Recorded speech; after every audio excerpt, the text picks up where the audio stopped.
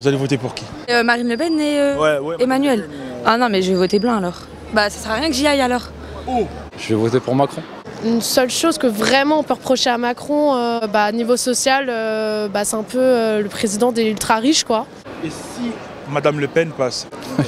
je prends mon billet d'avion et je me casse de ce pays de merde.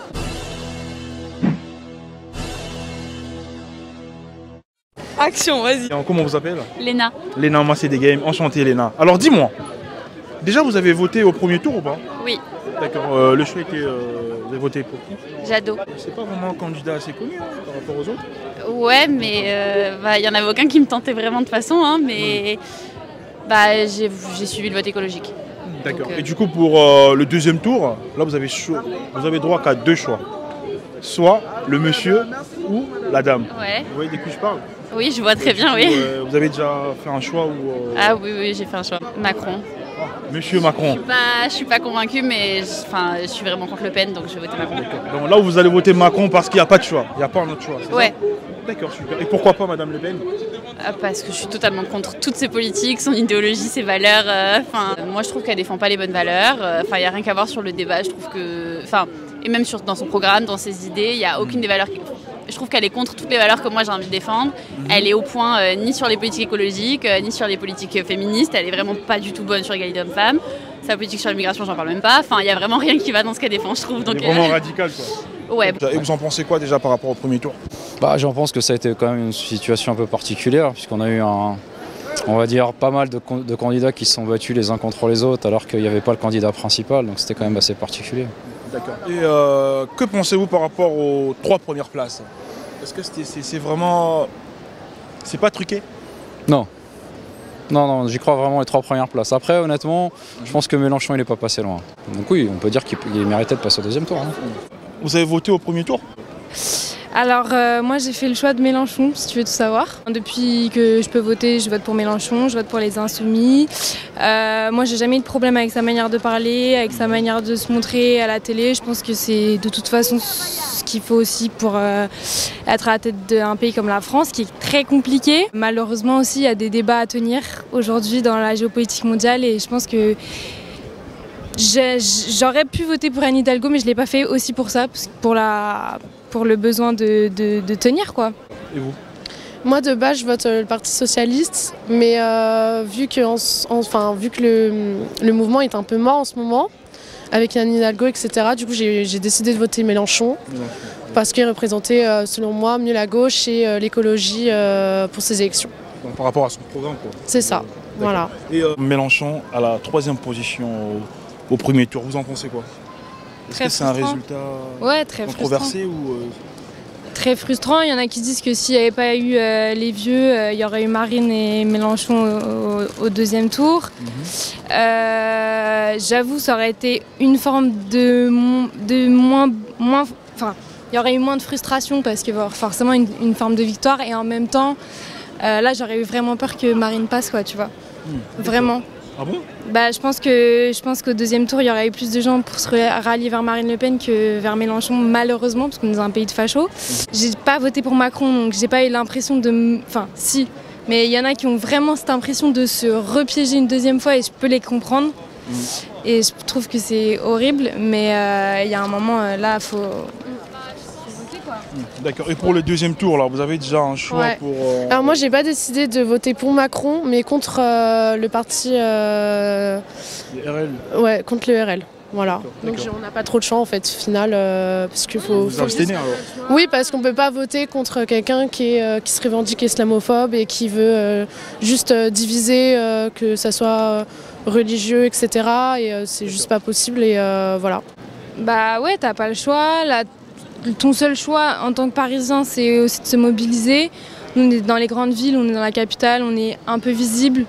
Tu peux manifester, tu peux te faire entendre. Si tu décides de t'abstenir, je pense que tu peux te faire entendre un peu autrement. Après, moi, je peux pas m'abstenir parce que je supporterai pas si l'extrême droite passe, quoi. Je m'en voudrais de ouf. Une seule chose que vraiment on peut reprocher à Macron, à côté que l'économiquement de droite, c'est surtout que niveau social, c'est un peu le président des ultra riches quoi. Voilà. Et on enfin voilà, et que c'est pas qu'on préfère, mais Le président des riches ou le président des racistes, il y a un moment, voilà. Vous avez voté au premier tour? Oui. Alors là, c'est le deuxième tour. Est-ce que vous avez déjà fait un choix? Oui, j'ai fait un choix. Il est facile à faire puisque de toute manière, il n'y a que deux possibilités. Bah, c'est ou Marine Le Pen ou Emmanuel Macron. Oui. Ou s'abstenir aussi. Ou s'abstenir, c'est vrai. Dites-moi, du coup, vous voulez savoir... je ne vais pas l'annoncer, ça reste confidentiel. J'ai 48 ans et je préfère rester dans les positivités, dans l'avenir. Donc je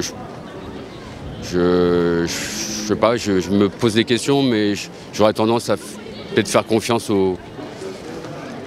à ce qui est en place. Vous allez voter pour qui? Je vais voter pour Macron. Si Madame Le Pen passe. je prends mon billet d'avion et je me casse de ce pays de merde. Vous êtes français, monsieur? Bah ouais, mais qu'est-ce que vous voulez que je vous réponde à ça? Si on élit quelqu'un pareil, franchement, j'ai rien à foutre là. D'accord. Est-ce que vous pouvez me dire ce que vous reprochez à Madame Le Pen? Son racisme, D'accord. commencer par là. Et après, son programme inexistant, toute sa folie économique, tout part en... Il y a pas de... Son programme, il est absolument pas construit.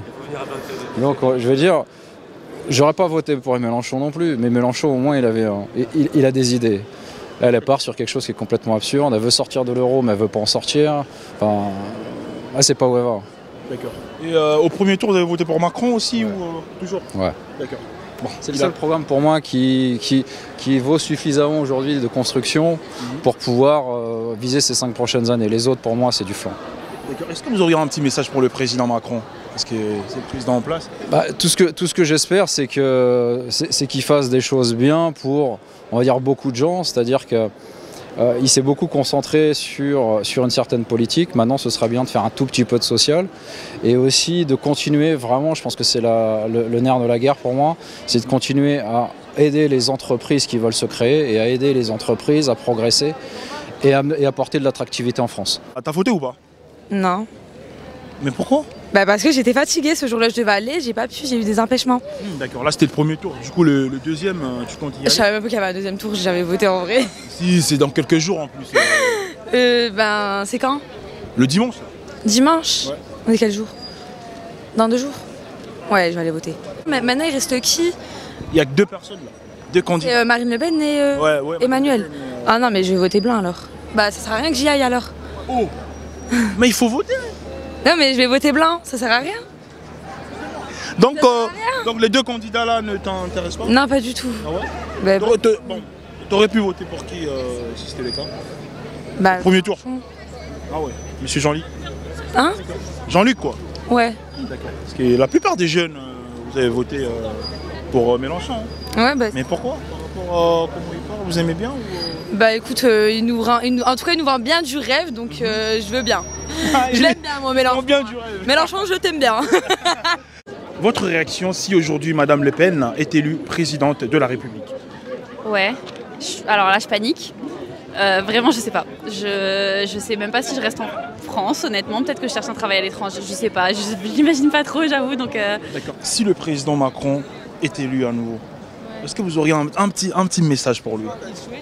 Un petit message pour lui, de ne pas faire semblant de rallier la gauche à lui parce que c'est faux, d'arrêter d'être dans les faux discours et la fausse compassion envers son peuple, comme il a pu le faire pour les Gilets jaunes et pour tous les autres mouvements qui ont suivi, les cheminots, etc. Quitte à assumer pleinement son orientation de droite, quoi.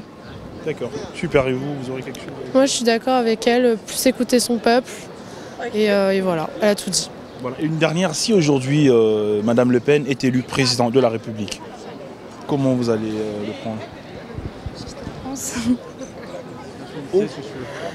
Non, La gauche, elle continuera à se battre pour ses lois et contre les islamophobes, etc. Et puis les femmes, j'espère qu'elles continueront à porter le voile, même si c'est interdit dans les rues, etc. quoi.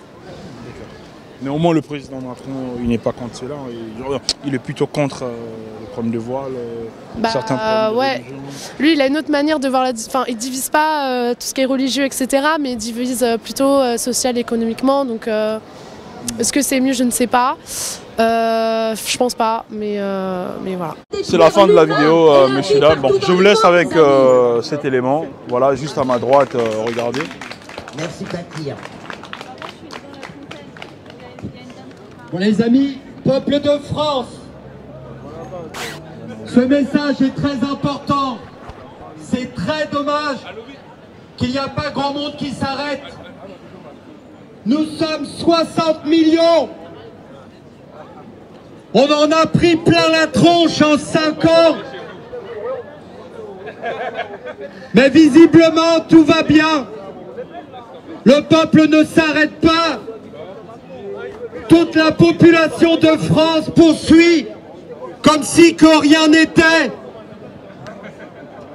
Il faut arrêter, les amis, de parler de gauche ou de droite, d'extrême gauche, d'extrême droite. C'est fini. Nous l'avons vu il y a 10 ans avec le franc-maçon François Hollande, soi-disant de gauche. Cette ordure de franc-maçon s'est engagée. Mon ennemi, c'est le monde de la finance. Ce grand malade mental, François Hollande, a fait l'une des plus grandes réformes. On va arrêter la pleurniche, on va aller vers un débat dépassionné et on va poser les problèmes sur la table. On a nous aussi notre propre introspection à faire, notre responsabilité aussi à évoquer dans tout ça. Voilà. Donc, on reproche aux Français leur amour de leur pays. On reproche aux Français d'être attachés à leur identité. Mais je ne connais pas un seul pays au monde qui n'est pas attaché à son identité. En Algérie, quand ils manifestent bien avec leur drapeau et avec fierté. Mais même à Paris, quand ils manifestent avec le drapeau algérien. Et ils ont raison d'être fiers de ce qu'ils sont. Ils ont raison d'être fiers de leur identité et de leur nation. Pourquoi devrions-nous reprocher à ces Français-là qui sont attachés à leur identité? Pourquoi devrions-nous leur jeter l'opprobre, de leur dire qu'ils devraient avoir honte de leur emblème national, que ce soit leur drapeau ou que ce soit leur hymne, qu'on l'aime ou qu'on ne l'aime pas? Alors après, ceux qui me parlent du drapeau français lié à la République maçonnique, ceux-là, je veux bien les entendre. Mais les autres qui me disent, ce drapeau, oh, c'est un drapeau de facho, je ne les entends pas, les amis. Je suis désolée. Moi, je dis, je comprends tous ces Français qui sont attachés à leur identité. Je comprends tous ces Français qui expriment un ras-le-bol aujourd'hui. Parce qu'on ne va pas se mentir, la France, elle n'est pas raciste. Elle n'a jamais été raciste. Sinon, nous ne serions pas aussi nombreux à être présents ici en France.